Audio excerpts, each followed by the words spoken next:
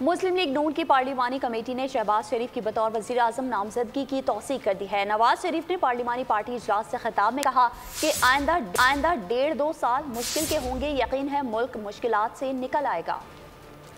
لیگی قائد کا کہنا تھا کہ ججوں نے مجھے غصے سے نکالا، سسیلین مافیا کا لقب دیا گیا، آج وہ جج منہ دکھانے کے قابل نہیں ہیں۔ نامزد وزیر اعظم شہباز شریف بولے، ہمارے ارکان اسمبلی اپنے بلبوتے پر جیت کر آئے ہیں۔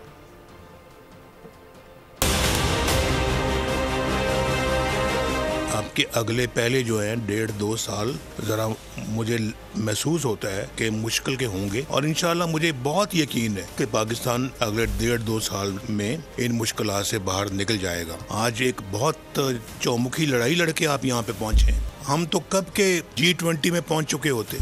2017 میں تو ایسا لگ رہا تھا پھر جیتے گی مسلم لیگ اور زیادہ اکثریت سے آئے گی واپس، اور لگتا ہے جیسے غصے سے نکالا مجھے۔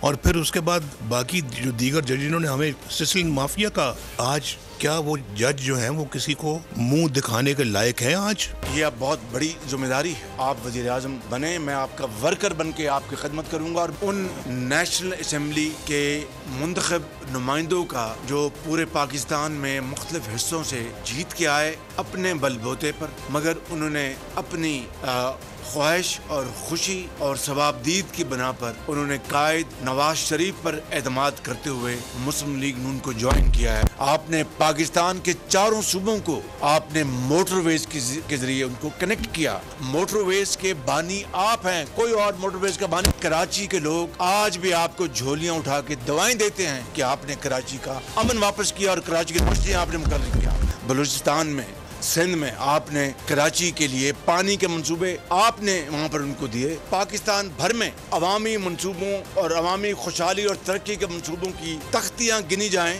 تو شاید مہینے لگ جائیں گے، وہ تختیاں نہیں گنی جائیں گی۔ سبسکرائب کریں اور بیل دبائیں تاکہ کوئی خبر رہ نہ جائے۔